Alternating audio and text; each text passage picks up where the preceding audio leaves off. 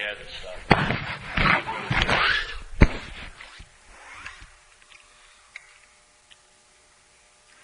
Well, in Taoism, they would say these things. One of the great teachers of Taoism was a man who used to work in the, supposedly he worked in the, like the bureaucracy of the times. And his name was Lao Tzu, and he was leaving China to go into the wilderness, leaving, the city. And when he was going through the Chinese wall, the Great Wall of China, to just go out, never to be seen from again, actually, a gatekeeper asked him, "Can you give us your teachings? Can you give me your teachings before you go?" So that night, when he was hanging out, he wrote down the thing that's been translated second only to the Bible around the world, called the Tao Te Ching. And in that, he says these very arcane statements, but he would say, the wood that has no purpose gets to last, yeah? The wood that seems like it has no function is the most beautiful piece. The ordinariness is what's truly lasts in life. Yeah? The unsuspected jewel is the jewel that gets unbought. Yeah? All this stuff. And it was a beautiful way of putting it. And he'd always use like water and the way water moves. Because as you see, water, which doesn't seem to have any solidity, will wear a rock away. Yeah? The water, because the water is a verb moving upon the seeming strength of a noun. And the verb will always win. Yeah? So, in this point in AA, we talk about the averages, to be an average Joe among workers, to be a worker among workers, is sort of like that hidden jewel in a way. It's in the ordinariness of life where the real value is. And the beauty of this message to me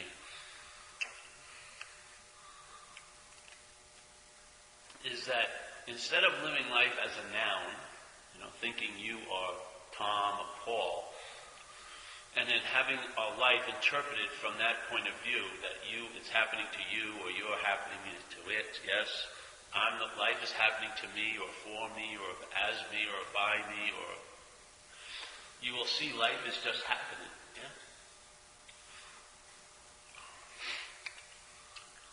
Instead of constantly being concerned about the cloud formations, you'll have a feeling of the sky. Yeah? Instead of worrying about, did I do enough today? Did I get enough today? Do I have enough today? Did I get enough people to look at me today? Do I look great? Did everyone pay attention to me? This and that. Yeah? You'll get a sense of the context of just being alive. Yeah? Being alive is really an incredible state. The onness of consciousness and the verb of consciousness, being conscious of, is an unbelievable movement. There's consciousness, and now you can sense it as it's conscious of things through you, not through you as through the body. Yeah? That is the mouth river of life. That's the mouth of the river of life. Conscious contact. Yeah? So we were talking on the way here. What I'm saying, which I found to be really helpful, is when you can look at self not as a noun, but as a verb, yeah? So, when you see selfing going on, I'm thinking about next week, I'm obsessing over my child, I'm obsessing over this. The real effect of that verb is because it's happening to a noun, or a noun is doing it. We don't see that. Let's say we recognize, I'm obsessively thinking about tomorrow, but we don't see the verb of, I'm the one that's thinking about tomorrow. We take that verb, which is selfing, I'm the one that's thinking about tomorrow, and then you have the comment, I'm obsessing over the tomorrow, and maybe you've heard some spiritual principles and you think you shouldn't be obsessing over tomorrow, that's not a good indication of your condition, and you better do something because someone who's in a good condition shouldn't be obsessing over tomorrow. That's selfing galore. Yeah? Selfing, is seen by another verb, the preliminary selfing. This preliminary selfing makes up a feeling of being a noun. Yeah? So here's this selfing. So the beginning of this river of selfing is, I'm a self. Yeah? This gets unnoticed because this goes like this, And then all these other tributaries of selfing, which is being obsessed about what you don't have, or you're bad, or, you'll never be good, and because of this, that's so. Yeah? Now, all this selfing is actually not seen because you believe you're the one that's doing it. Yeah? So, you're in total self-pity. But who's in self-pity? Self-pity is a verb, right? When you're pitying yourself, isn't it an activity? You're feeling, and your mind's going, nothing's ever going to work out. Everyone's out, doesn't know, no one understands me. If it only would have been different, this would have happened, yeah? You see that, don't you? The mind's verbing, yes? The mind is verbing. You see that. But you see that as another verb. Yeah? The verb of selfing.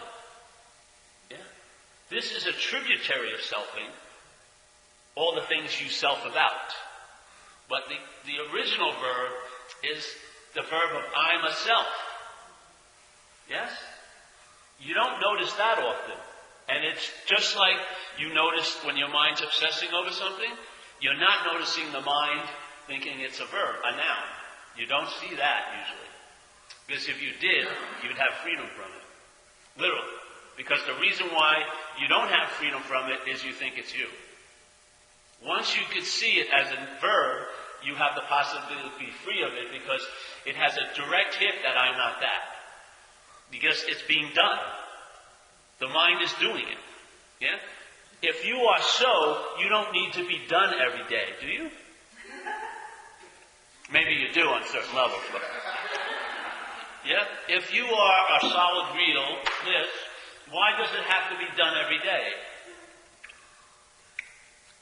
You don't see that it's being done every day. You think you're doing. But it's actually being done. Mind is doing, this sense of you being doing, you doing. Yeah? So here you go. Here's the selfing. You recognize some of it. Hey, I'm really in fear and anxiety. You don't understand that feeling that, yeah, I'm really in fear and anxiety is also a verb. You think it's a noun because this verb has been attached to this appearance. This appearance seems pretty solid every day, right? You wake up and you recognize it's your face usually in the mirror, and you go, oh, Mitch, or oh, hopefully not Al. You go, oh, Mitch. If it's Al, it's going to be a bad day, I know that. Oh, Mitch. Oh, Paul. And so there's an assumption, the verbing, right, combines with this perception, and the noun occurs. Now the verb isn't a verb, it's a noun. Now a verb which doesn't, you don't always run every second of every day, do you? You're not running constantly, yes? Are you? Not rare, no. Usually there's a stop, you have to, or you be burnt out. Yeah?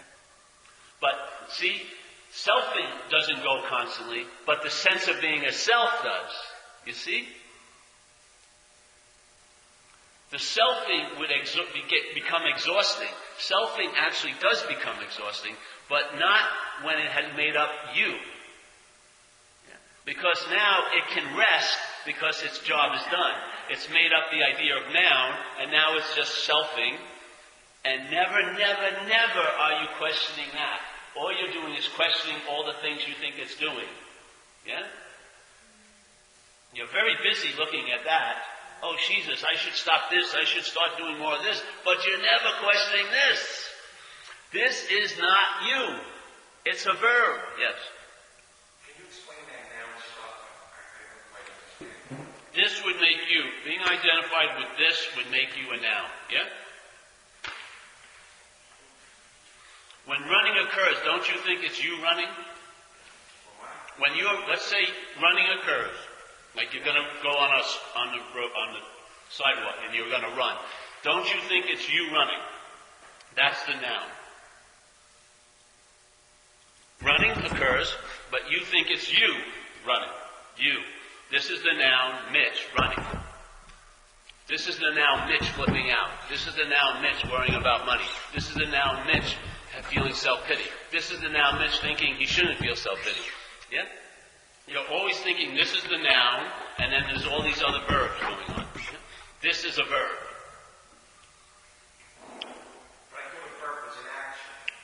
exactly. This is an action. It's a mental action. The mental process is verbing a sense of being a noun.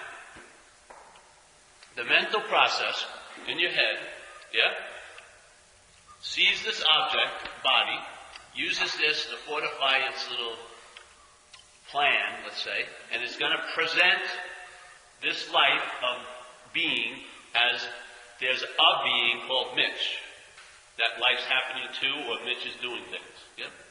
So that's why I call it selfing. It's a mental process that's occurring, and it makes up a sense of being a self. So it's a verb. It's a verb, but you become identified you as consciousness become unconscious to its own nature and takes on this nature that the mental process has developed, which is Mitch as a body. So now Mitch becomes what's living.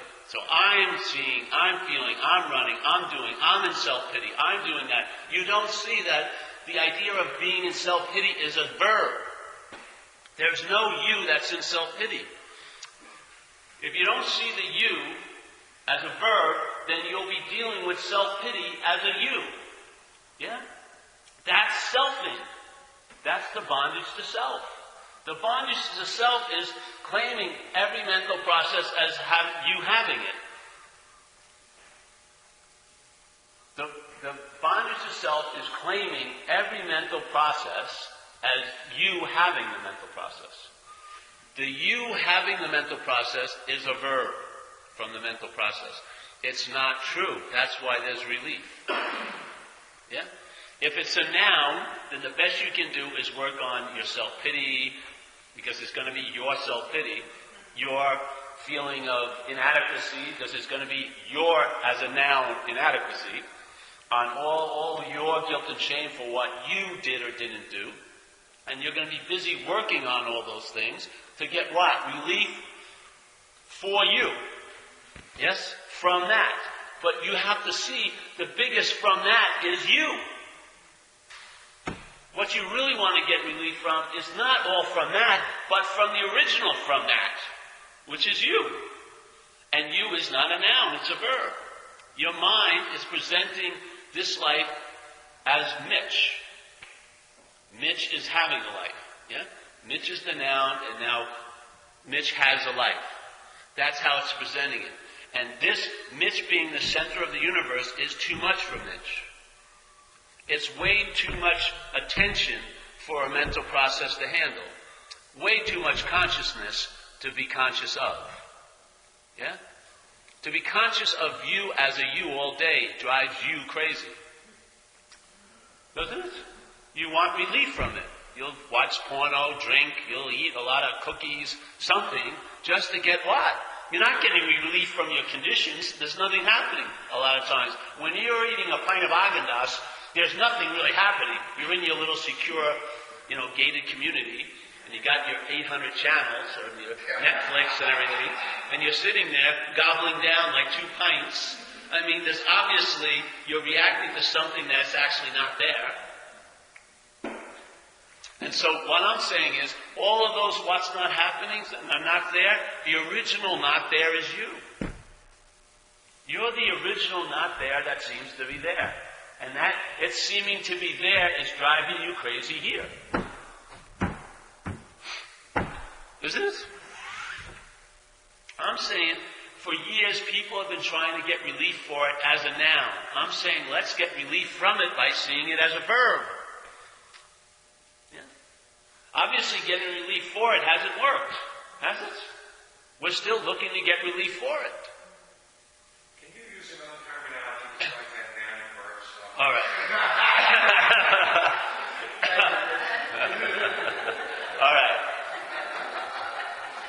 All right, here you go. When you look at a sky, when you describe a sky to me, what are you actually describing to me? That's good, because usually most people would describe the clouds in it. But the sky is... Exactly. The sky is like a huge space, yeah? And so have you ever heard of a plane running into any sky up there? No. But have you ever heard of a sky getting ripped open by a 4th of July fireworks? What do you mean ripped open? Cut. No. Exactly. Do you see anything? Do you see birds in the sky? Yeah. Yeah. Do they come and go? Or do they always stay in one position? No. Or do they move and they freely? Yes? So that space is what we are. Yeah? We're like a sky. We're like the context. The sky allows a lot of different cloud formations to appear, yeah? Sometimes rain clouds, sometimes cumulus, sometimes really nice looking, incredible patterns of clouds, yeah? It lets all these planes fly in it. Birds are flying in it. Birds are never running into any sky. Yes? That sky is like the context. I don't want to use the word noun again, but there's no thing to find in it, is there? You can see a lot of things, but the sky is not a thing. So let's put it, that's what we are.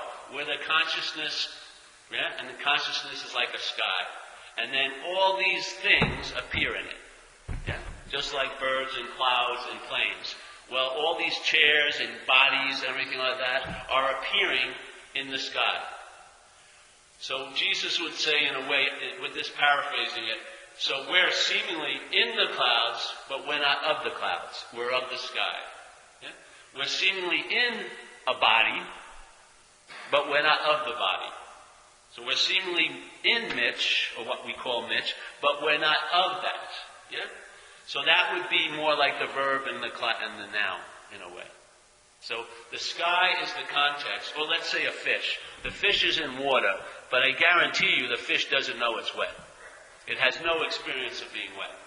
It's only when you take it out of the water, then it will experience being wet by its actions. It's going to be flipping like crazy to get back in it. Yeah? But when it's totally in it, it never knows it. The mind doesn't recognize what's always so. It's not conditioned to do that way. We have a conditioned mind, yes? It's built a certain way. I can explain in a sense, it's built on the movement of what it's built on is called duality, yeah? But it's built a certain way so it can't perceive or get a sense of what's always so. It needs an absence of it to recognize its presence. So something can't be there, so then when it appears, I go, wow, there it is. But if it was always there, I wouldn't be going, there it is. Yeah? It has to be absent for me to get the experience. There it is. That's what's occurring with us. Something that's always so, we're trying to have an experience of, as Mitch. But it's always so you can't have an experience of it. Because an experience stops and starts. So you want to be the primary thing, and so you want what's always so to be only so to you every once in a while as an experience. Or you'd like to have it all the time, but as an experience that you as Mitch is having. You cannot meet this that way, because it's always so. What happens to you, for me, is when you recognize it's always so, it tells you you're not, as Mitch. Its presence informs me of my absence. What am I absent of? Being a noun, being a long-lasting, independent, separate entity, being a thing, being established, and I'm always so, and things happen to me and change my feelings, but basically I'm always this way, yes? And I'm having a lot of experiences. No, that's not really the case. The case is this feeling of being this, and actually the perception of being this is being produced by the mind. The mind is producing a sense of being a self. Yeah? It produces it. So here, let's say this is the mind. Yeah, let's just say here. In this mind, it produces a product. It's a verb. It's actually selfing, but the product the verb of selfing produces is the sense of being a noun called Mitch. Yeah? So there's just living. There's no one living. There's just the verb of living. There's no me, Paul, living that I could be not living or better or worse. Basically, all there is living. So the mental process makes up this verb called selfing. It's an activity selfing. And there's a sense that it makes up a noun that's now having the activity. It's now doing this activity. I'm thinking about me. No, you're not thinking about you. No, you are not thinking about you. It's the mind thinking. Yes? And one of the thoughts is, I'm thinking about me. So when the mind has the thought, I'm thinking about me, it's just another thought, but that thought claims all the other thoughts. That's the sense of being a noun. Yeah? So all those thoughts are thinking, and there's this one set of thinking that makes, which is a think, it's an activity that makes a sense of being a noun. Paul. Now Paul, which is a thought, now believes I'm thinking. Paul, which is a thought, believes I'm seeing. Paul, which is a thought, it's called selfing. The sense of Paul is produced by the mind. Yeah? Now, it's the one that thinks it's hearing. Yeah? So the quality of this thought is that it claims other thoughts. It claims other activities. It claims what's seen, either to be me or to me to have. Yeah? All right. Yeah? So it's claiming. The thought I'm thinking about me encompasses all the other thoughts. Exactly. And the thought that you're the one that's thinking about it, all that stuff is a thought, yes. We're not seeing that. See, we're not seeing that everything is an activity. We believe I'm solid and I'm doing activities. Yeah? We don't see that that feeling of I'm solid and doing activities is also an activity. When you give up the sense that I'm doing some activity and you see that is just another activity, there is a freedom involved in it. To me, I call it traveling light. That's what occurs. That's its byproduct. When you entertain, you're not this solid, long-lasting, independent entity. That's the doer and haver, or the one that everything's being done to. There's a freedom from that particular point of view called self-centeredness. Yeah? Because you've now questioned the center of that system of self-centeredness. Don't you believe self-centeredness is driving you crazy? You'd like to get out of yourself. You'd like to stop thinking about yourself. That's why you do service and stuff like that. You want some freaking vacation from selfing. It's unbelievable. Yakking all day. No matter what happens, it always seems to be brought to how it pertains to you. Doesn't it? It's unbelievable. Someone will say something that you have absolutely nothing to do with. Or even when you're having a conversation, someone's talking about their mother. Immediately you start talking about your mother. No, I'm talking about my mother. I know, my mother's like, no, let me listen to me talk about my mother. Immediately I got to start talking about my mother. It's like it constantly gets sucked in and everything is seen as how it pertains to me. You're not that me it's pertaining to. That's the freedom. There's no freedom in wrestling with all the pertainings. You'd be busy all freaking day because everything is you're like living in a funnel. Everything is getting brought back to you. Do you want to deal with every one of those little things that are getting sucked into the vacuum, or look at the vacuum? Yeah. You know, like in AA, they teach you to identify. Right? Nice shirt. Nice shirt. Yeah. You know, they teach you to identify, right? And I'm just constantly identifying with everything. You're not. The head is. Please, I know you mean that. I just want to keep attempting to establish it because language is a trendsetter. The way we speak, we're always speaking like I'm doing it, I'm doing it, I'm doing it, I'm doing it. You see how the mental process reinforces what it's made up by language all freaking day. We're stuck in this mental process. So we speak, yeah? So, sorry to continue, but I want to just point it out. I'm just saying, it's just, I mean, it's just constantly identifying. Even with, you know, I get stuff up with we talk to normal people, and I'm just saying it, and just I can tell them like a story, I think it's funny, you know, or whatever, and they look at you like, you know, like. They're in a different mode of self-centeredness, but they're still suffering from self-centeredness, or they're suffering as self-centeredness, not from it. Yeah? They are. They just have different degrees of suffering. Just like here, rich people suffer, rich people suffering. Poor people suffer, poor people suffer. Rich people, you know it's really not based on the circumstances, the level of suffering. It's based on the meaning you give things. People are suffering what you would think would be a great boon. They're suffering from it. Their mind, whatever it comes in contact with, will use to do what it wants to. It's really not about, there's no great standard size of circumstances that you take. Okay, everyone who had these circumstances would suffer the exact same way. They don't. It's a subjective experience here. This apparatus is giving tons of meanings to tons of things. People could suffer literally about nothing. Most of the time they are. They're suffering from what's not happening, which is actually nothing. Really, you are miracle workers. We are miracle workers. We can take nothing out of nothing and make it something. Most people are totally flipping out now based on what's not happening. That's an incredible miracle. We're thinking we have no power. That's a great demonstration of power that you can, Friday that hasn't even happened yet, and you can bring it back to life. It has never even had life yet.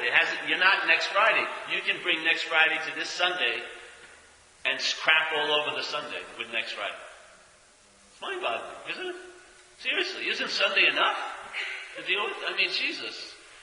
Sunday's presenting a day of time and consequences and situations. Isn't that enough? No. Let's bring in next Friday. Okay. What could happen next Friday? I'm going to be fired. Okay, bring that in here. Okay, what about, my girlfriend's running away. I'm away and she's running away with some guy. I know it. I tried to call last night. She didn't answer. Oh, let's bring that in here. Let's really stuff next Sunday with next Friday. That's playing God. Hey, that's what the mind does. Isn't it enough just to be aware now and awake? No, obviously not. We have to be concerned about what's not happening because we're not concerned about what's happening. If we were concerned about what's happening, we'd have immunity to what's not happening. I don't dwell in what's not happening because I'm present here in what's happening. There's no Paul that's virtuous and wise. It's just obvious. What's happening is the only thing that's happening. I mean, it's the immunity to what's not happening. When you get slapped by the present moment enough, you come to your freaking senses. Okay. So when you recognize when your selfing goes into selfing about what's not happening. You can't feel it, taste it, smell it, touch it. Give me a break. It's a purely mental experience. You don't see we're addicted and devoted to mind. We'll say no to this experience of senses and say yes to the mental experience about what could possibly happen to me next week. It's not usually, and if it's about someone else, it's in relation to you. You know what I mean? Let me worry about my kid based on you.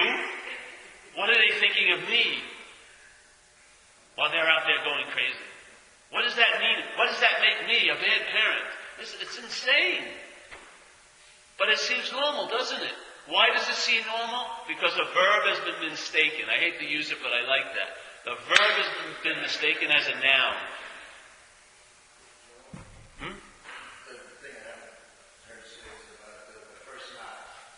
The first knot, yeah. The first knot is another way of there's all these ways of attempting to trigger some recognition by mind to recognize its own nature, which is conscious of. You are a verb. That's what we're attempting to trigger, right? So the first knot, for me, I remember, mostly life was about dealing with knots, yeah? Like not having money, or relationships not working out, or whatever, my physical health. So there I was, and so I'd get books, and I'd go to teachers, and I'd go to healers, whatever, and try to work on that knot. Let's say relationships. So I read a book about how to have a great relationship, and this and that, and I see there's seminars, so I go to the seminars, and I hear it, and I'm really enthused, I got really excited, and I'm practicing it, and my relationships seem to get better. So the knot loosens, so I tell everyone about the books, and you got to go to this guy's seminar, but after about a month, they tighten up again, yes? And my problem with money didn't get affected, and my problem with my health didn't get affected at all by loosening and tightening this knot, yeah? So then I go, okay, well, let's work on this one, and I work on this one, and I try to get a little relief about money. And maybe it seems like I get a little relief, but then circumstances tie it up again.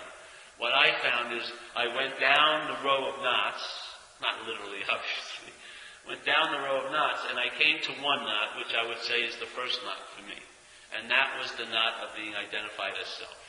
Because when I looked at that, and I told the truth, and you know when a knot unwinds? When you see a knot, which is a noun, as a verb. A knot is a noun, yeah? It's a knot, yes? All the strings aren't stringing. They're all knotted up. Yeah? That's a knot. That's a noun. When I told the truth about it, all it is a bunch of strings. The knot disappeared. I found that in that knot, because all it is string, there was one string that went through all the other knots of my life. And I knew it because when this knot got loosened, I got effects in every aspect of my life. Every aspect of my life changed, either dramatically or significantly. Every aspect of it. Maybe not, I may not have gotten money, but I definitely lived in I have no fear of financial insecurity. I mean, there's none, yeah? All of this happens. All of this happens. So when the fruit appear, hopefully, if you're 2 levels above a coconut, yeah, you'll be able to at least put 2 and 2 together. Oh, Jesus, I entertained this and that happened. Oh, I mean, you don't need someone to explain it to you. You see it. It's working. Okay. So then what I did is, if I view the knot as a verb, which it is, then it doesn't do what? Become a knot. It wasn't the strings. It was the formulation of the strings. As a knot, I was taking a verb to be a noun. And I was never questioning it. It was Paul. And Paul had all the other knots. Paul had the money and the security and the relationships and the health. Paul. And this fisting was fisting everything else. Yes? This contraction was expressing itself in other contractions concerning money and relationships and health. Yes? The original contraction, which is self. Self is a contraction. Yeah? Self is a contraction. The verb of selfing is contracted into a knot called a self. When you see that it's not so, then it goes back to a verb again, and you feel it as traveling lighter. But the whole thing, a great teacher, that was his whole premise. I like the way he presented it. Selfing is contraction, the original contraction. You get defensive, withholding, pulled in, yes? Afraid of relating to others, because when you become a knot, then the other verbs become knots. So you see what's so as other. You have trouble relating with them. Contraction meaning contraction. Yeah? All this is telling the truth about the first knot. It's not a knot. Shit. Yes? It's verbing, but verbing put together a certain way becomes a knot. Yeah? You can recognize a knot, right? When you look at the string, there's a big knot in there. You go, wow, look at that knot. But the rest, you stop every second where it's just stringing and go, look at that string. No? What catches your eye is the knot. The string, what do you just call the whole thing the string. That's what it's like. Life is like that whole thing of verbing. Yes? But when there's a knot, your mind gets caught into that knot, doesn't it? Your mind gets caught into that knot. Your attention goes to that knot. And it becomes different than the rest of the string. The string isn't seen as string anymore. It's seen as a freaking knot. That's exactly what happens. We're seeing a string of verbing, and we're seeing it as a knot. And we're calling ourselves that knot. And we don't recognize that we're stringing. So we think stringing is happening to us. I don't like how it's happening to me. But you could only have that opinion as a knot. Because where would you be different if you were just a piece of the string? You wouldn't be able to recognize yourself. All you would see is yourself as stringing, wouldn't you? It's only when a knot is formulated that you can go, oh, I am special. I'm this. And things don't, unstring-like things can happen to me because I'm a knot.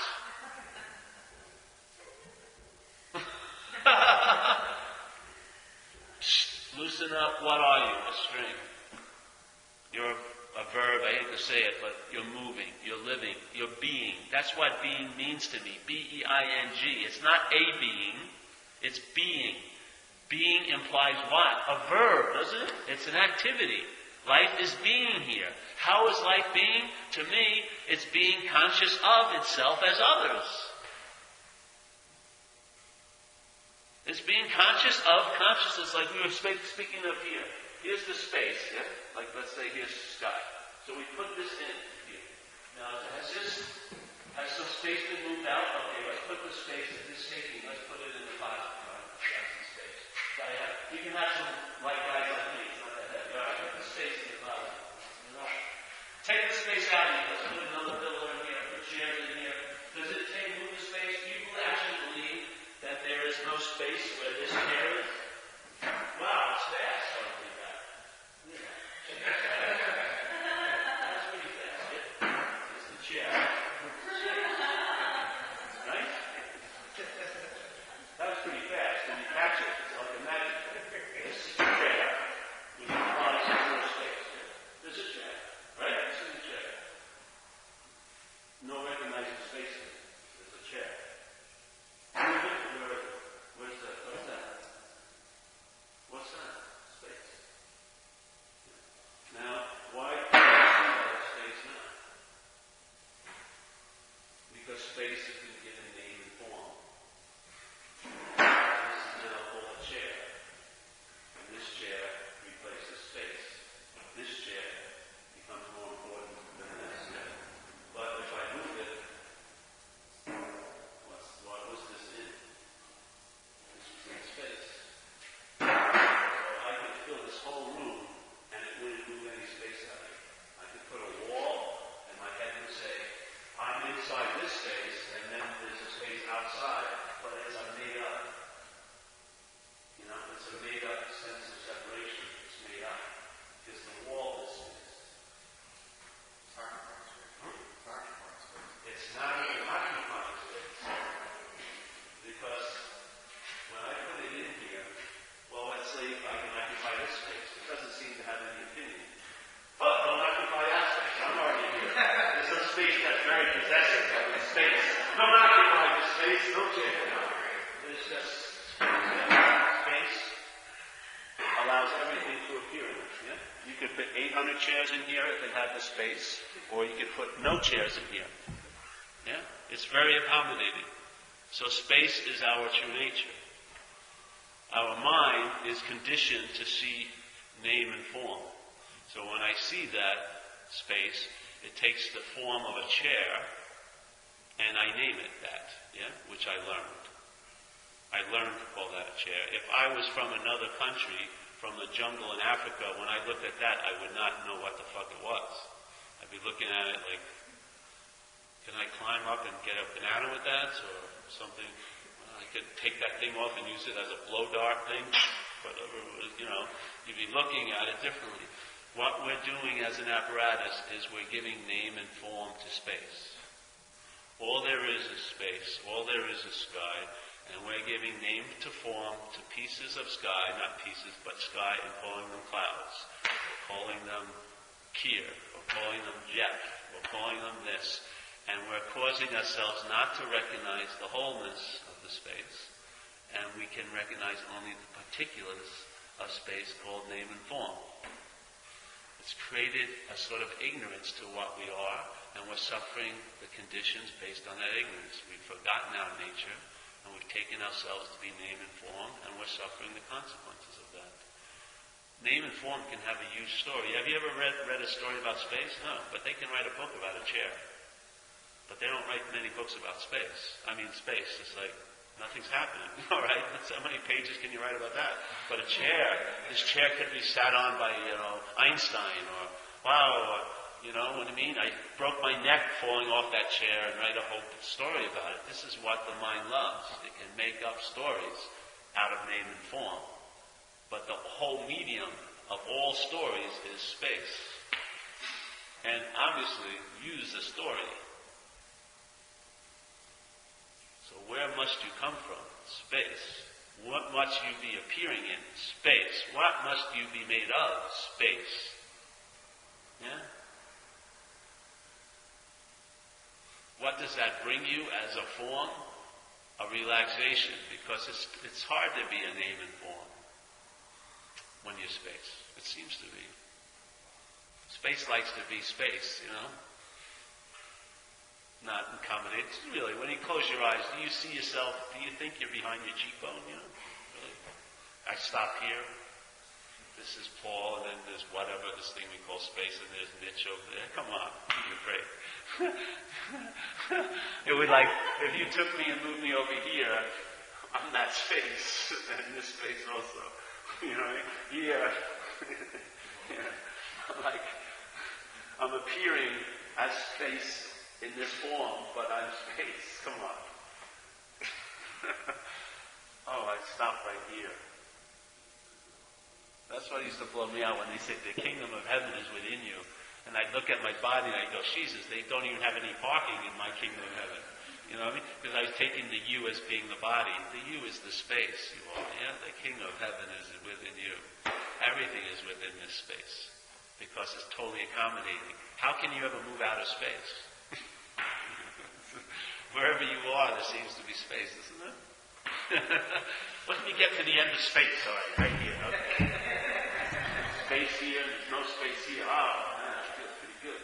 I'm really special here. But space got in. What happened? When you get over here, there's no space over here. No. Isn't it? We're running around.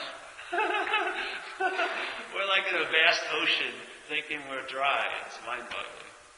Our attention goes on all the clamshells and the seaweed that appears and the other fish, but we miss the space that we're in, that we're of. And then you wonder why you suffer.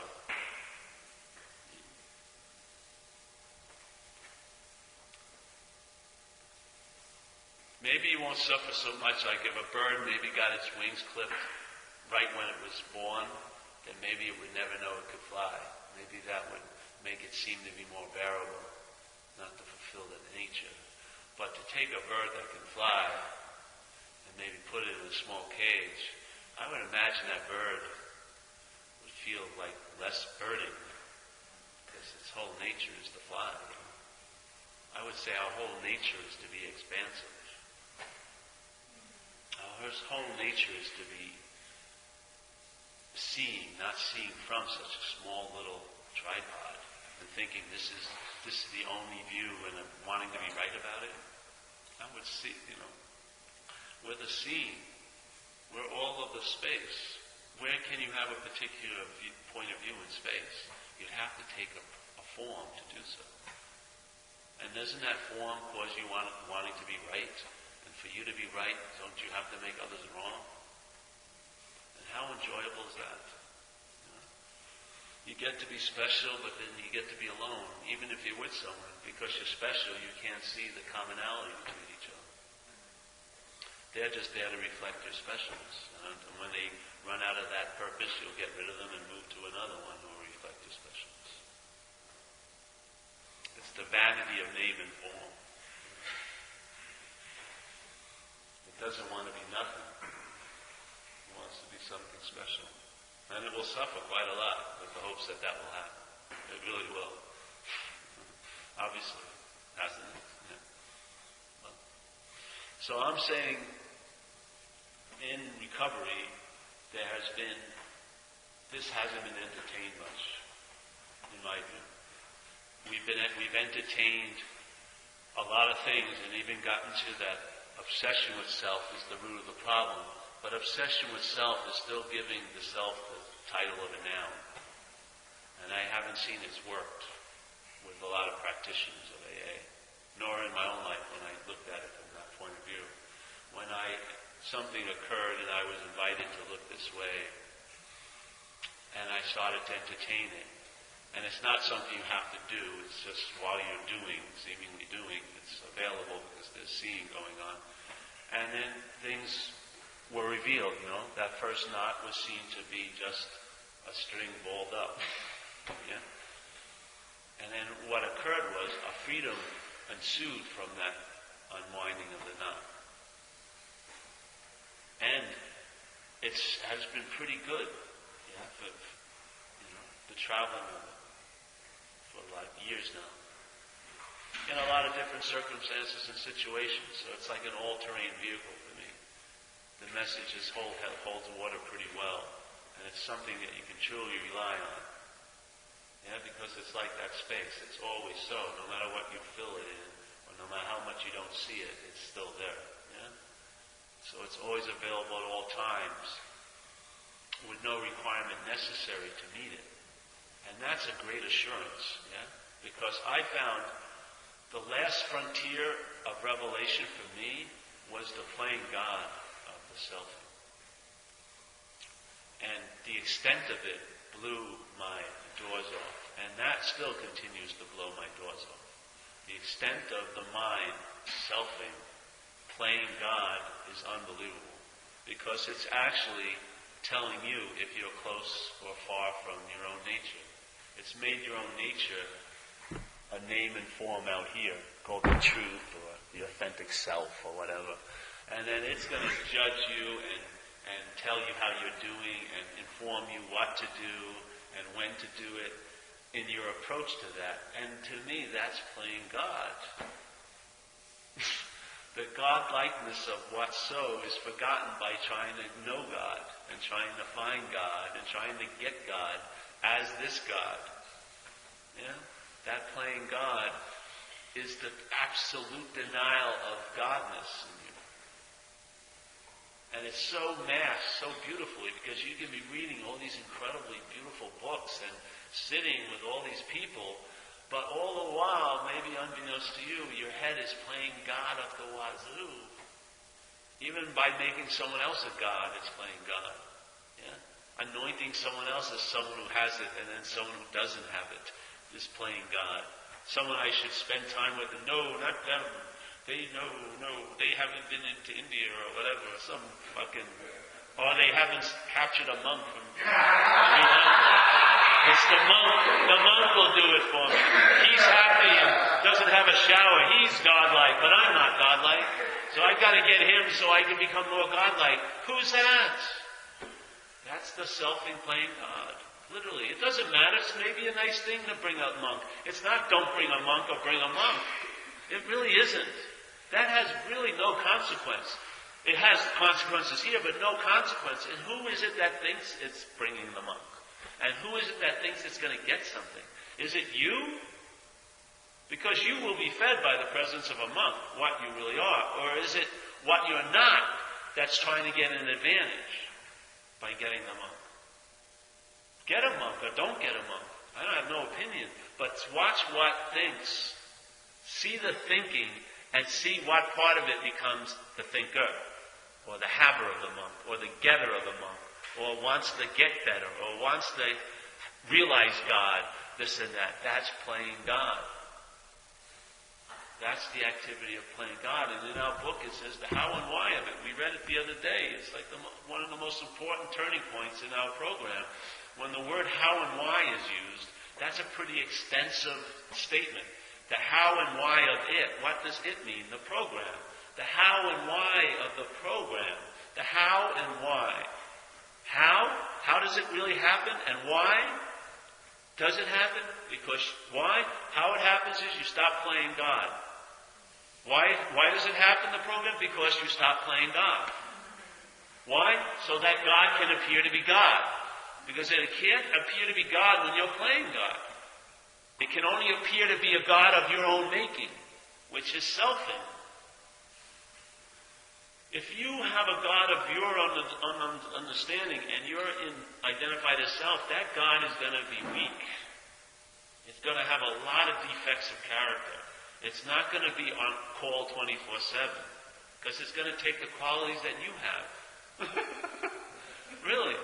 It's going to be a weaker God because yourself has made it. The selfing has made the God of your own understanding. It's going to take, I want to know a God of its own understanding. Obviously, but you kind of use the language. There's a wanting to surrender to that God and be defined by it instead of me defining it. Yeah?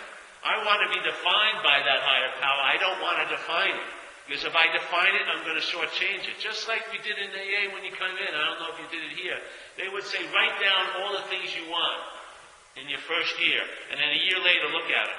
And you'll see you shortchange yourself unbelievably. The program brought you so much more than you could have imagined. That's what happens. You apply your framing to a power that you're asking in to relieve you of the bondage of self. How can it do its job if you're framing it by self? If the selfing is framing how the power that's supposed to help you, relieve you from the bondage of self, if it's framing its ability to help, of course it's going to fail you. And then you'll say, oh, God's failing me. It's not failing you. You defined it to fail you. Your definition of it causes it to be a failure to you. And then when it's failing you, what are you really relying on? Self. Well, if my God fails me, hey, that's it. Constant reliance on self now. There's nothing else. God has even disappointed me. Forget that. I'm going to rely on my God up here. Yeah? Is it always the mind always about being special? Is that the bottom line? Relevant or special, yes. That's a strong drive. Yeah. Relevant I like even better. Because it doesn't have an existence, so it has to be made up. Yeah?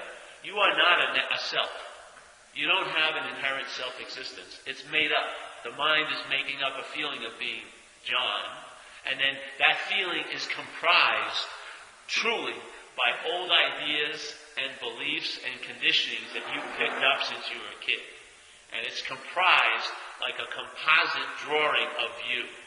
And every time there's a claiming of what's happening here, that it's happening to you, that you is like tons of files in your computer.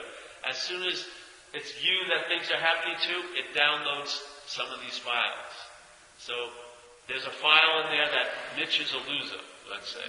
So situations happen, the mind and selfing goes like this. Oh, that reminds me of bing, bing, bing, Mitch is a loser. So now Mitch starts feeling uncomfortable. He doesn't know why he's feeling uncomfortable in a situation.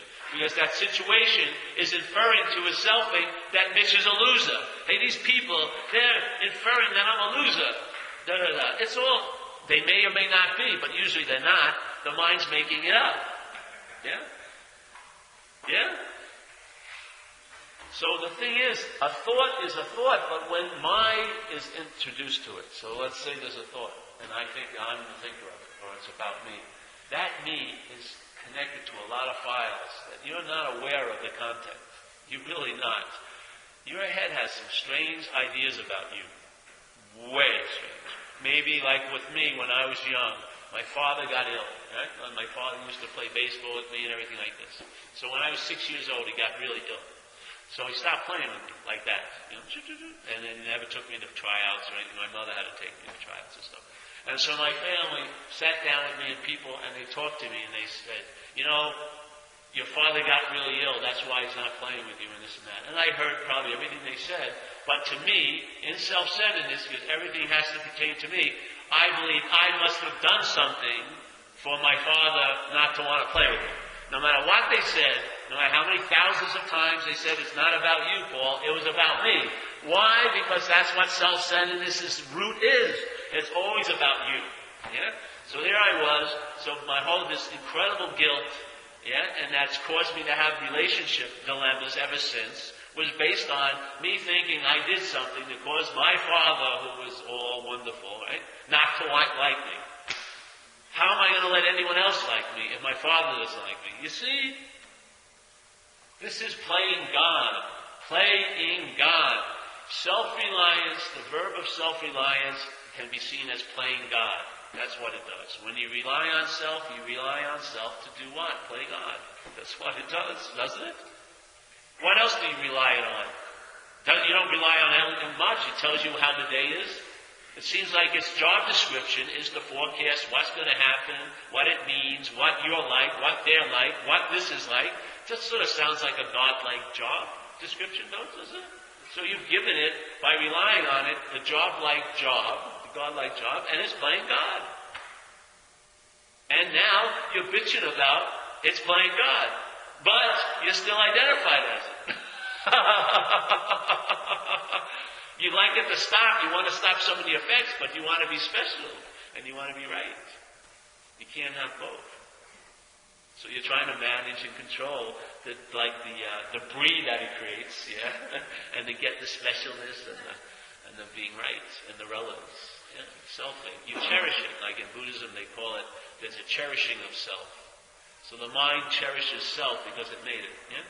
Simple. Just like if you're in a park and your kid was there, and there was 20 kids, where would your attention go to? Your kid most of the time.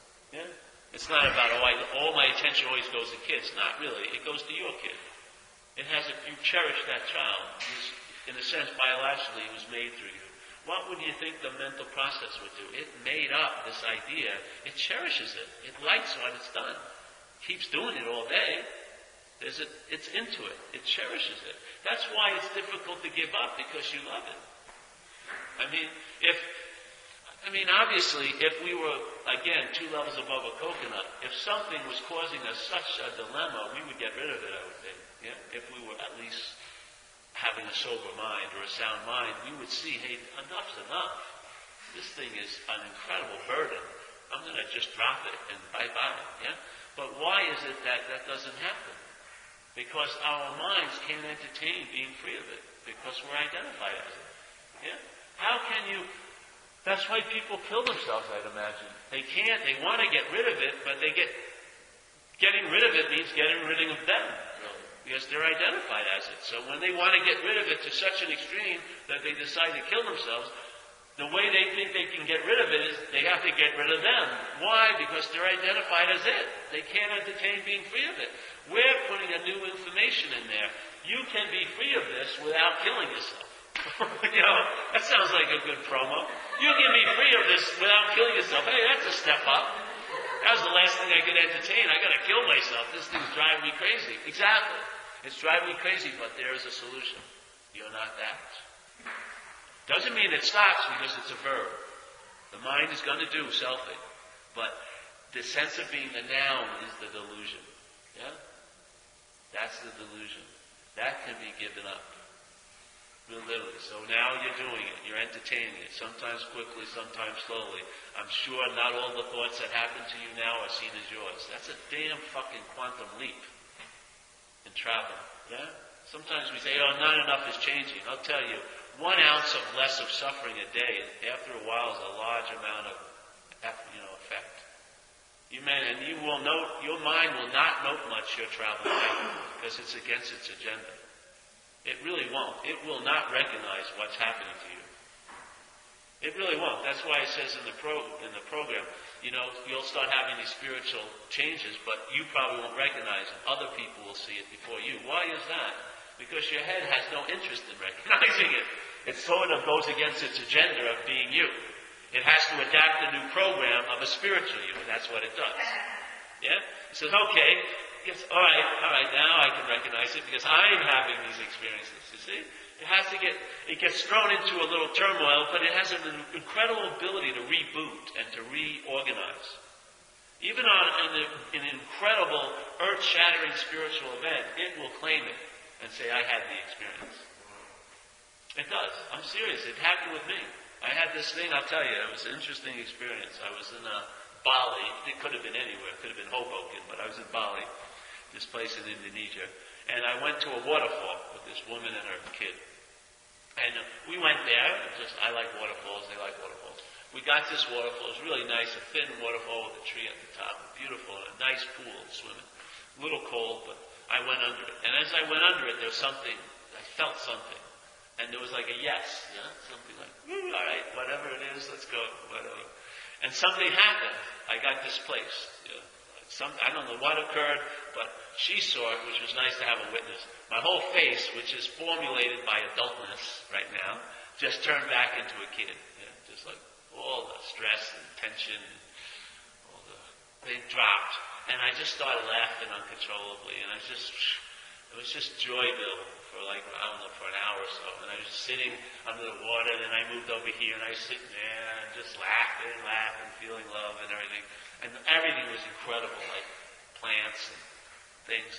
And suddenly I heard a voice as if it was like behind this rock, like over there. And it sounded distant, and it was talking to me. And it sounded a little familiar. Yeah? It started talking to me. And then it started seeming like it started gaining more volume. It felt like it was moving closer. And it was talking to me. And I'm in this little, whatever, I'm not, this thing's happening. Just talking to me and talking to me and talking to me. And then it got to a point where it switched and it was talking as me. Yeah? The selfing We're selfing, and then the noun of self made and got lodged, and then we're self-talking. Yeah. It's so fucking trippy. So it's talking as me, to me, then as me. That's exactly it. When the verb becomes a noun, that's what it's like. So the disease is talking to you, trying to convince you, you have some freedom from it. Even though you feel uncomfortable, you're not drinking. You're not shooting up and you're not going to see a whore or whatever. So it's talking to you. It's trying to convince you. Then the parasite convinces you and it starts talking at you. Now you're calling up the dealer right away. You're fucking lying to the wife. Get in the car.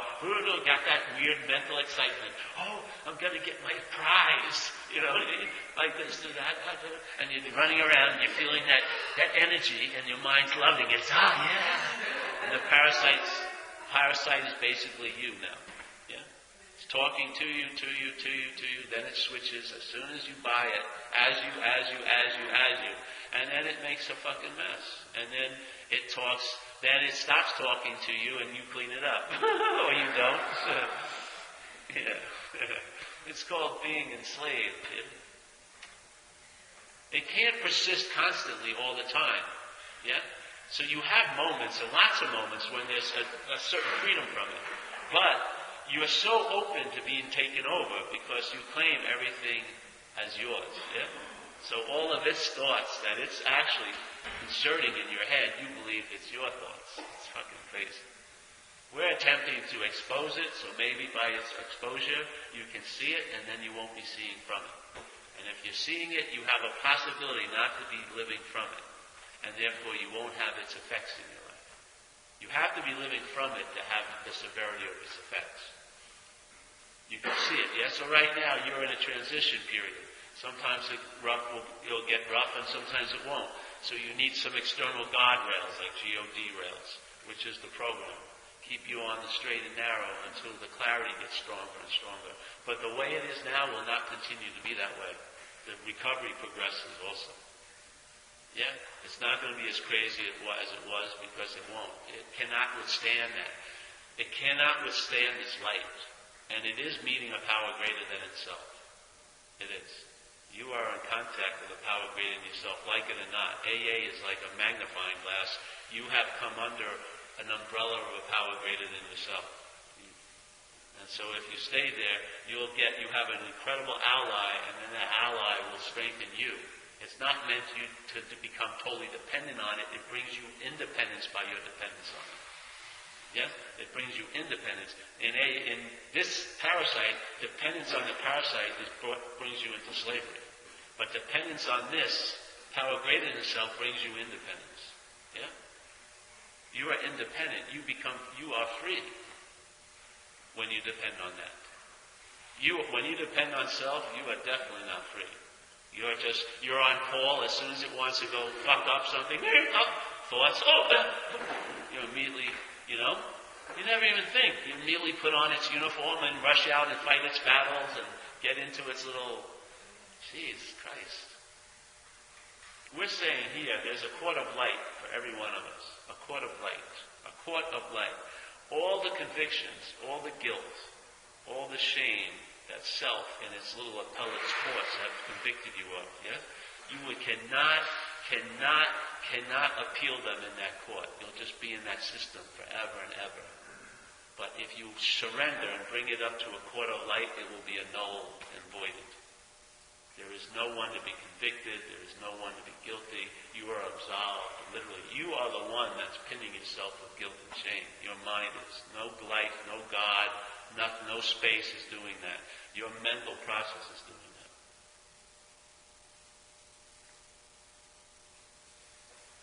There's a freedom. It's offered. It's available. And you are the source of it as it's living right now. Any questions, eh? It's a lovely souffle just got basted. It's a lovely taste in the energy of the room. It's nice right now. The space, that's what you start sensing, space. It's really nice. Yes? So, it seems that everybody kind of victims of, but since we're really talking about alcoholism or addiction,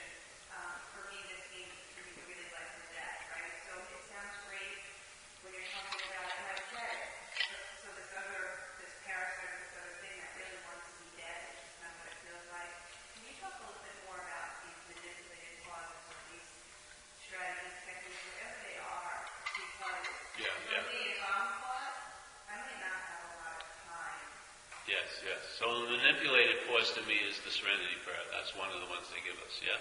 Very short prayer. God grant me the serenity to accept the things I cannot change, the courage of things to change the things I can, and the wisdom no difference. Maybe it takes 10 seconds, yeah? It's a second. But that 10 seconds can create a new direction in your day, in that situation. Yeah? So that's a manipulated pause to me. So we learn that here. So when I would get into a point of I didn't know what to do, that's when I used to do shit. That was the insanity. I would always be brought in my insanity to a point where I didn't know what to do, and it would always give me a suggestion on what to do, and I would follow it. And that's when the shit really would hit the fan. I mean, the snowball would finally go down and start just going downhill. And then I'd be not knowing what to do and just doing something constantly. The pause is the sort of, when you get to that place of not knowing what to do, and to stay there for a little while, yeah? Because when that is the true prayer posture, the prayer of not knowing what to do. It's a posture. That not knowing what to do is a prayer. You're asking, yeah? By just staying in the what's knowing what to do. Unfortunately, we've been asking from self its solution. Now we're hopefully going to be asking to a power greater than self. We've been introduced to another, sort of like how some of those people, they pray to the sun, wherever it is. We've been praying to the son of self, now we're going to pray to the son of the higher power.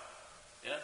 So, let's say the agitation occurs, and there's that immediate physical feeling, and there's the react response. Yeah? I'm going to fucking kill that guy, or whatever. So if you say the serenity prayer, it can sort of abort that mission. About 10 seconds or 30 seconds of not acting out may give you another direction, another choice. That's what it's done with me. Yeah? So, and also the pause can be manipulated through just praying, breathing. If you're sitting here, just take a concentrated breath, like 5 of them, when you're ready to kill somebody or kill yourself. Just go. Because this parasite doesn't like oxygen in the brain. It doesn't. When you breathe oxygen, you send oxygen to the brain. When your brain gets oxygenated, it works a lot better. The parasite doesn't like that. It likes you breathing very shortly, without any attention on it, and just rushing around like crazy, yeah? It wants you to be rushing a lot, because that's what it feeds off of. So if you stop physically, not even just starting to do it will stop the whole engine. Yeah, you can just stop. So you say, hey, listen, bro, listen. If let's say you're with a girlfriend, hey, I've got to take 5 breaths. All right, we'll get right back to it. So,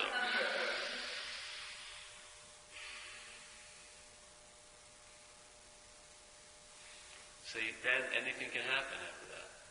Yeah. It doesn't have to go the same way it always goes. There's been a halt or a pause, and so when a pause occurs, it breaks the momentum and you can go another way. It's hard to stop a train if it's going 40 miles per hour, and you're going to get hurt if you jump off. But if you can pull the emergency brake early and stop it, then you can get off and not get hurt, yeah? So the whole thing, so that's 2 of the manipulated pauses. I used to use the serenity prayer, but mostly I used to use the breathing, yeah? I'd sit there because it's a prayer. I'm asking for help. I'm in the state I don't know what to do, and I'm not doing anything. Yeah? I mean, if you don't know what to do and you're doing something, prayers are pointless. You've already made an allegiance to reliance on self. So, I mean, you're already serving the one master. Like Jesus says, you can't serve 2 masters at the same time. If you just rush into acting out, you are praying to the self. I mean, that's what happens. In that pause, if it stops, yes, that is the prayer. Because really the highest form, let's say in Zen, is I don't know. The I don't know mind. That's the highest form of mind in Zen, is I don't know. You stay in the I don't know. I don't know what's going on. Therefore you're directed. You're navigated. You're not navigating by self, but you're open to be navigated by something greater than self. Yeah. So I was going to say, so you were talking about before that sense of, like I want to go get my prize. For me, towards the end of being active, that wasn't even there anymore. I was kind of like, okay, I'm going to do this again. And no expectation that there was going to be a prize. Being almost totally possessed, right, to do this thing again, no prize. I knew there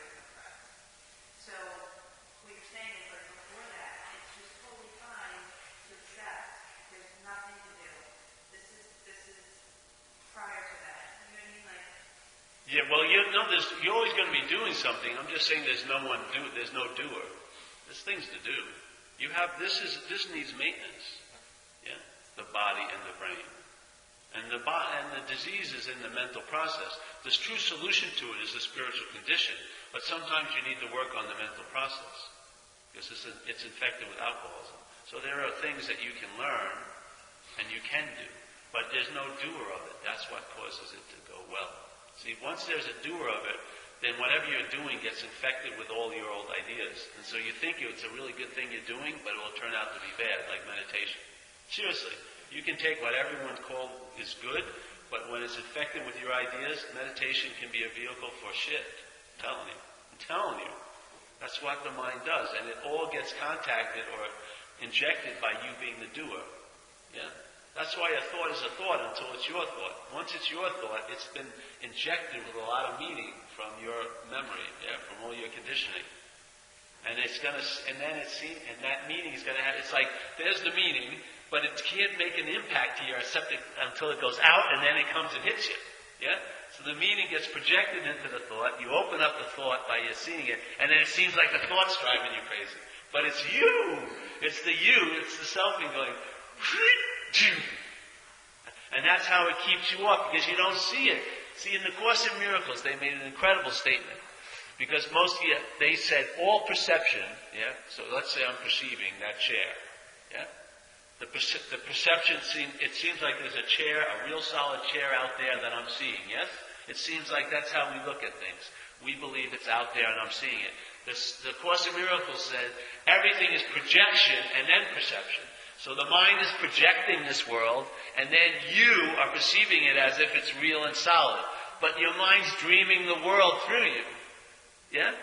So, and you experience it a lot of times in relationships. You're projecting on the person. You're projecting on them your own thoughts about you. You feel guilty because you did something. You say, hey, why are you on my case?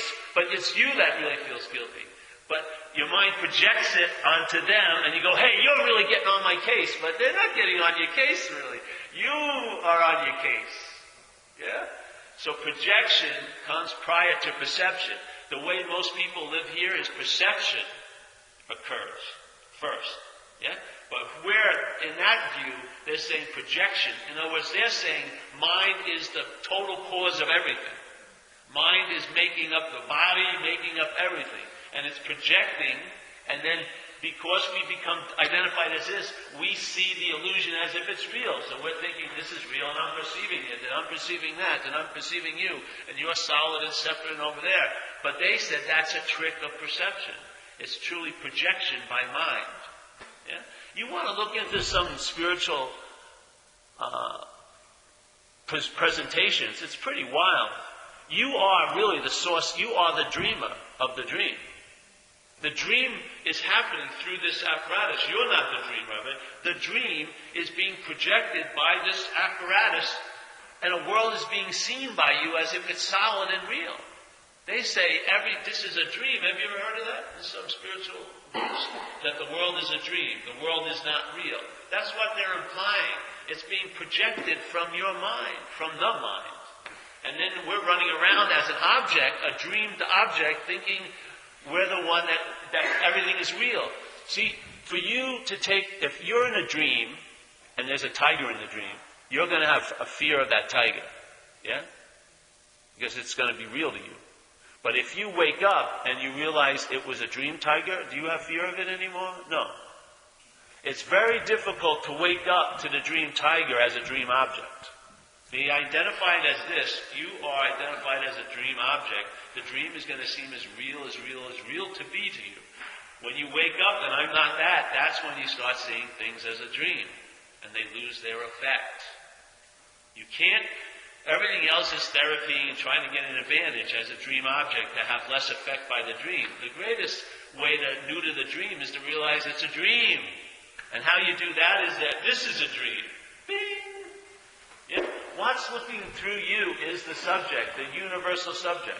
It is what you would call God consciousness, or Buddha nature, or Brahma. Yes? That's it.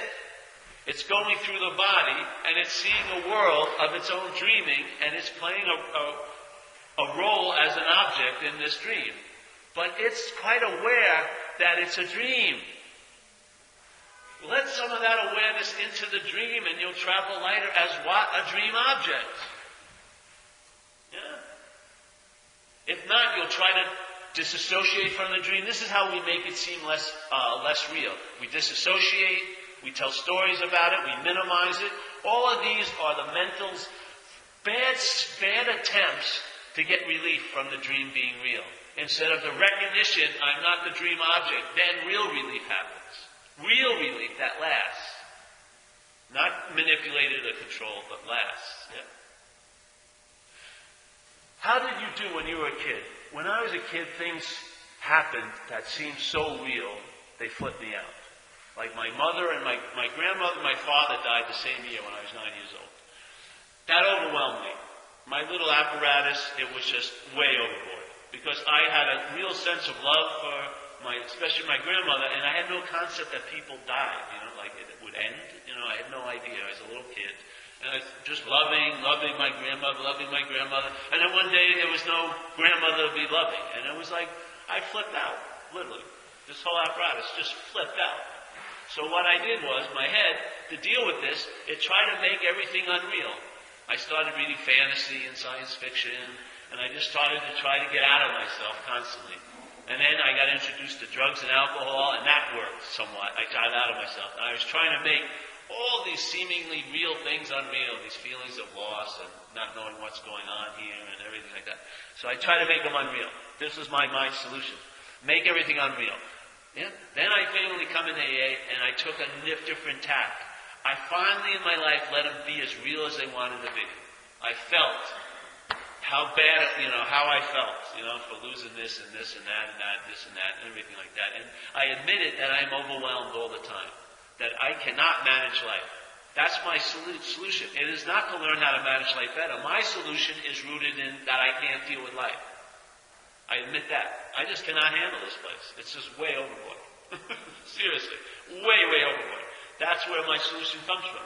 I don't try to manage. I admit I can't manage. Literally. So here I was, making these things that seemed so real, unreal in my head. Reading, doing drugs, acting out, just minimizing. And then I came in AA and I let them be as real can be. And what did they finally show me? They're unreal. I was making them real by trying to make them unreal. When I let them be as real as they wanted to be, they showed their real nature. They're unreal. I was freed from these things that were haunting me. The loss of my grandmother and my father. I was fucking finally freed from them. All the while trying to free myself, I was bonded to it. As soon as I gave up trying to free myself from it, I was freed from it. The way the mind works on how it thinks it's going to make things pan out well, does the exact opposite. Haven't you noticed any life run on will, self-will is not successful? Every fucking thing.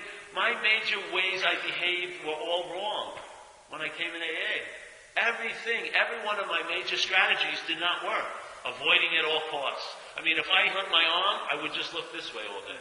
Just let it bleed. Don't care, patch it up. Fuck it, let's just forget about it. And then my leg, forget that too, Just keep avoiding and adapting to the unbearability of what's left and just keep on keeping on. Not a good strategy, really. Really not. I would be caught in an alley by the police and my solution was to run. Insane. If I run down an alley, I can't get out. What's going to happen to my ass? I'm going to get my ass kicked by the police. This would be my solution. This thing is insane. Truly. I can't believe I even survived as an apparatus with this navigating through life. It was just all purely by grace. Because really, I should have been dead numbers of times. I have no way, I cannot decipher, navigate through this place. I am totally not managerial quality. No, none whatsoever. I don't want to learn how to manage. I want to stay in the admittance I can't manage. Why? Because that calls upon God to do what I cannot do for myself. The whole solution of AA. You will come to realize that God can do for you what you cannot do for yourself. How do you call upon that to occur? You admit you can't deal with something. Yes, I admit it, then something happens that now I can deal with it. Because it's not me dealing with it. think I come here because I had a good idea? It's not my idea. I could care less about philosophy. If it doesn't actualize into traveling lighter, I could care less about it. I don't want to be a Hindu for Hindu's sake or Buddhist for Buddhist sake. Yeah. I don't want to be identified with some path. I want the fruits, freedom. That's what I was trying to get every time I shot. I wanted free. I wanted freedom from bondage to self. I didn't know that I was polishing the chains when I was doing that behavior. But that's what my intent seemed to be. I wanted freedom from this fucking thing. Now I found the freedom from it by recognizing it's not me. That it's not a noun, it's a verb. A verb can stop. Yes.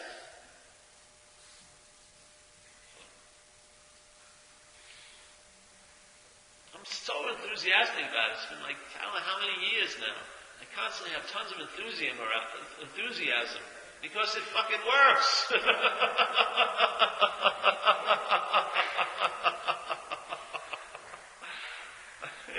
It's not rocket science. I haven't had a thought about alcohol and drugs in years. I could care less. I have no attraction to it. One bit. And I was a total full-on junkie. How did that happen? My mind shifted. It shifted out of selfing, and then it shifted into some other modality or gear. And in that other modality or gear, something else is driving the car. That's all. I'm going to pass the basket today, Jay, so I can get lunch. Maybe. Yes? I was absent yesterday.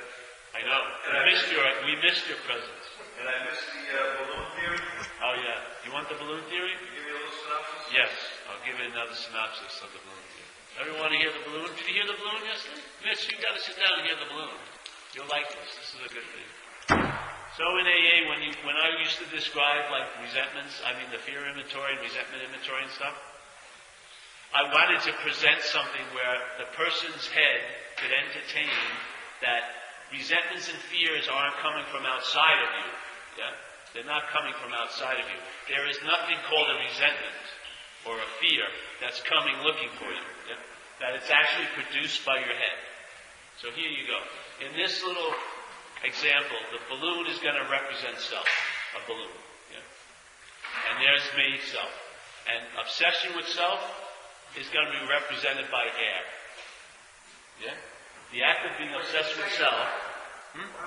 This is the balloon analogy. So here's a balloon. All right. Well, I'll go over it again a second. The balloon is going to represent self in this little story. Yes?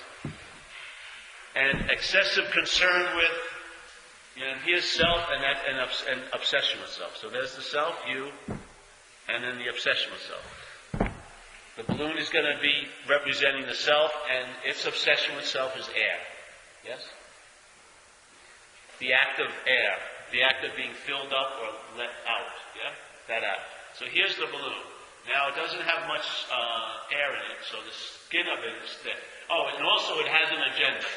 And the agenda, how it can tell it's doing good or not, is the thinness or thickness of its skin. If its skin is too thin, it could be popped. That would be doing not good as a balloon. Yeah? If it's thick, it's doing good. It's a big balloon. Yeah? Us, we have a big agenda, and we have an idea of what it would mean to be doing good or not. Yes? Money, this and that, and this. So there we are. So there's the self as a balloon, the obsession with self represented by air, yes? And the agenda, which is not to be popped, and us, having money or doing this or doing that, yes? This is the situation of life. One life of the balloon, one life of a self. And self is running the show to tell you how you're doing, yeah? So here we go.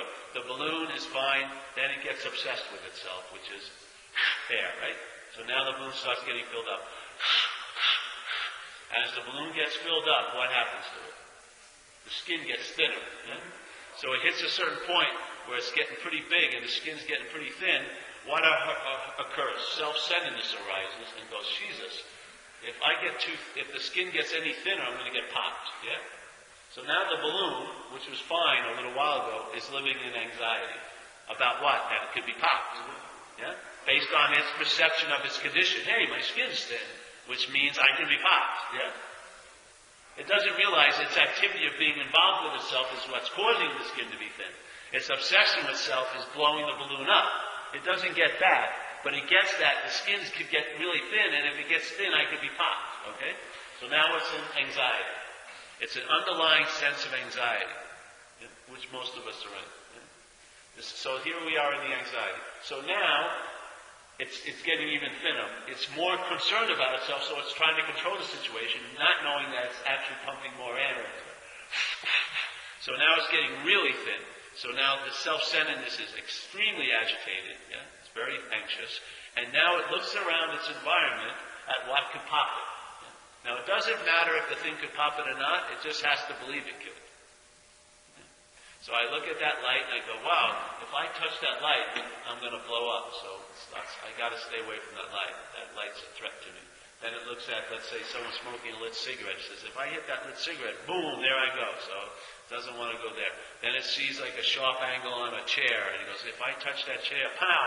So now it starts resenting the chair and the light and the cigarette, lit cigarette. Yeah.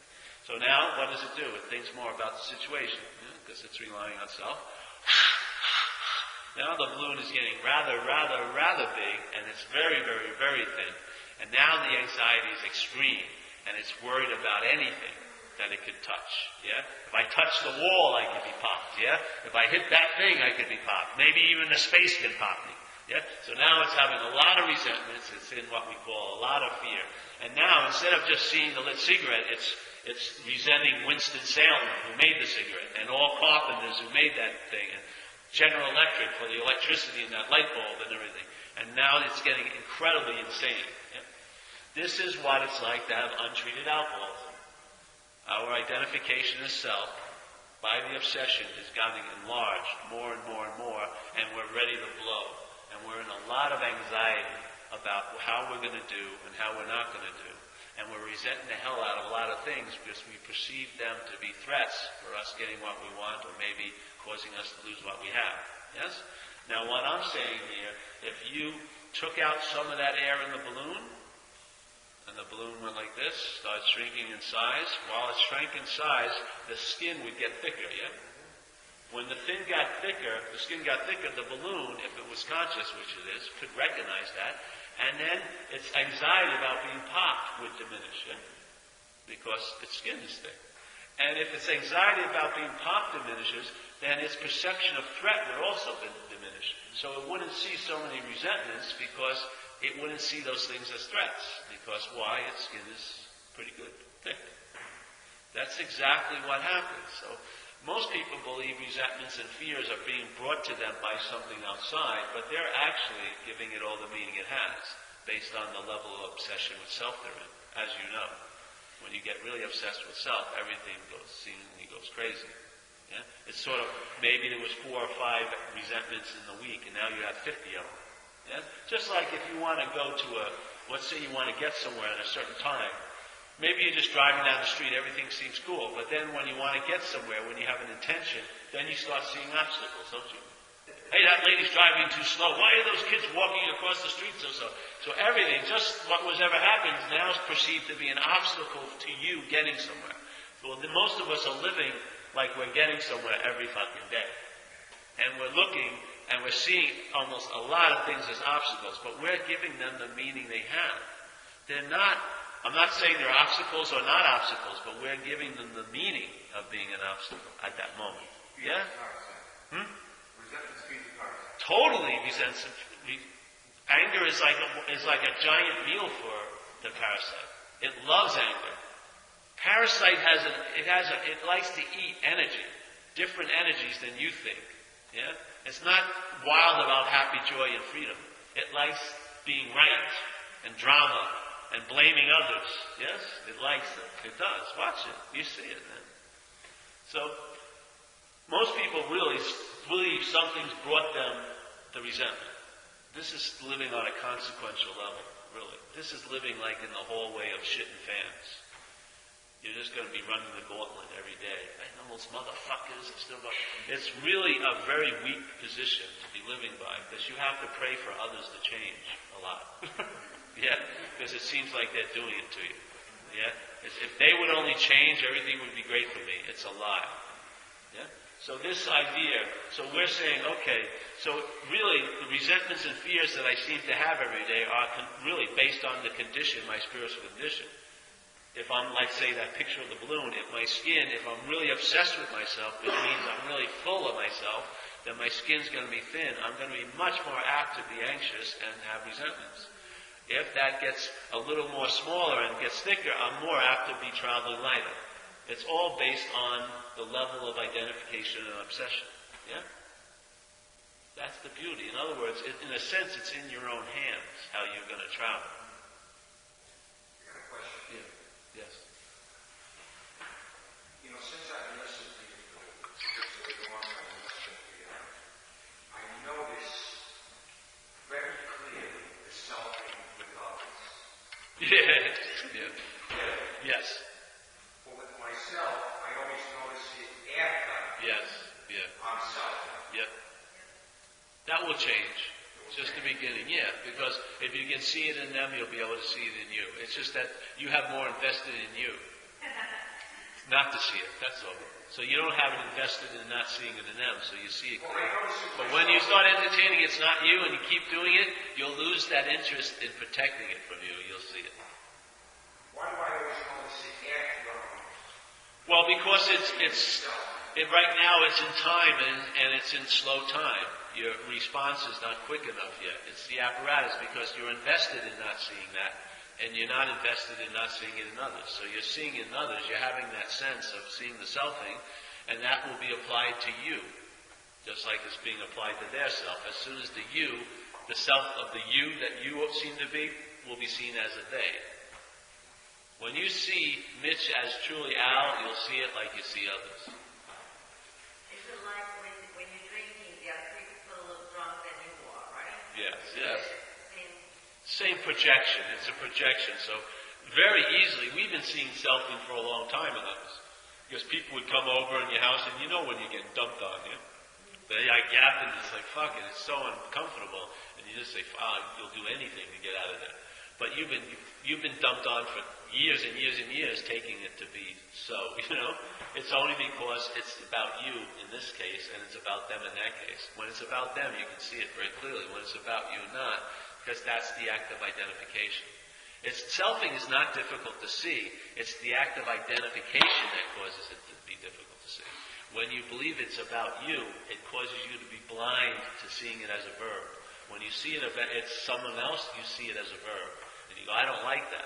You may claim and blame them because you want to imply them to be announced, so you'll be announced. But you see the verb of selfing. You go, that's why I call it selfing. It's a verb. Yeah? It's truly a verb. It's just going on and on. So that's great, though, Mitch. Because maybe 6 months before you weren't seeing it. See, some people think, in this place of time, some people say, it's not happening. How many times have you seen it? I've only seen it the last 6 months. Give me a break. You've been under the tutelage of selfing for 50, 40 years. We're trying to break you. This is like a tiny little summer school compared to that college you've been in every freaking day. We're trying, we're trying to have repetition, presenting it so you can do it, and all the talks, that's what it's about. But, the repetition of selfing is unbelievable. Everyone's in agreement walking around in a trance. The whole place is a demonstration of selfing and honoring it and valuing it and making it seem so important, selfing. Come on, it's difficult not to catch the bug here. So, this is we're just applying an antidote, and you've just been putting the salve on for a while. You got tons of ointments, I'm providing you with tons of ointments, just keep applying the salve. Yes, it's been working for you and stuff like that, and you. Yeah, for him, Antonio already, just for a couple of days. You, these gals here, just apply the salve. There's no one applying it, just take in the message and see what happens. I found that's how it worked for me. I just entertained it. I just went around, I listened to people that were presenting it, then I realized, why do I need to listen to them anymore? It's being presented as me, so I'm just going to go. And then life just started presenting it as me and as others all day. I've just been following what's the presentation and entertaining it. Why not? It's the only thing that's actually happening. I'm like, I don't want to go into this porno theater. It's so boring as hell. what's not happening, so I'm into in the theater of what's happening, and what's happening is consciousness. Yeah. How do you use like the 10 step to not resist, to not just try to create a better self? Well, easily. See, I like when the 10-step reveals some expressions of selfing, yeah? So it's nice to see them, and when you see them and write about them, you're holding it as it's not you. Yeah? I want to see, I like to get a good description of the parasite that has a tendency to take me over. I like, let me. So sometimes when it appears, like the last few years, the times it appeared for me was anger. Like, really like root anger. It just came out of nowhere. And it was like a moving ball in my gut.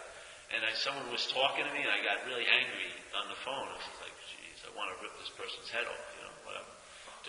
So I said, well, that's interesting. So I did a 10-step. I said, why would this anger come up? And I saw the self-thing involved in it. Yeah, it was beautiful.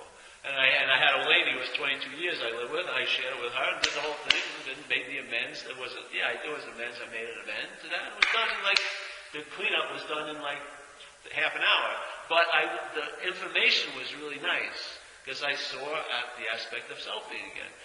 You like to see the beast, because it will tell you you're not that. Yeah. So that's how I don't do 10 steps often anymore, but when I do them, that's what happens. I immediately do them and share them. I don't just do them, I share them with somebody. That you have to do that. There's a very important point with the sharing of stuff with another human being. Because the other stuff can become self-knowledge. But if you share it with another person, that can break that habit of making it self-knowledge. Now I know about myself. No, let someone else know about the self. Yeah? It has a very good quality to let someone else in on it. It really does. So when you write a 10-step, it says in our book, we're meant to share it with someone. Not just write them, but share them. Yeah. The sharing with another breaks the bondage to the self very well, because the self wants to be personal and isolated. It doesn't want to bring other people in unless it has a strategy like to blame them or dump on them. It doesn't really want to. It doesn't want its machinations revealed to another. It really doesn't. It likes to keep it under wraps. So doing a 10-step for me, I believe all the steps are really different, and I found much more fulfilling when I held it this way, that I'm not a self. Because then I could do a fearless and thorough inventory. Because it's not about me. Like I could do an inventory on you very easily. I see someone, I do an inventory on them in like 1 minute. Why am I so confused about doing one on me? Because of that identification. When I see it's not me, I can be very fearless and thorough. All right, because Paul getting angry. Let's say if I'm a quote-unquote spiritual teacher, let's just say that, which I'm not. I'm an inviter.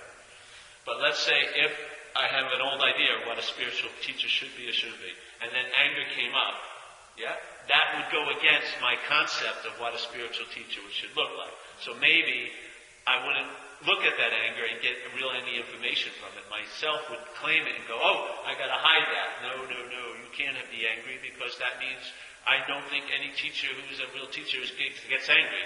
It's all baloney. Yeah? Instead, I saw it as foreign to me, so I could just go, hey, anger, right, let's see, all right, bring out the anger, let's see what comes out of the hole with it. Yeah, just find out.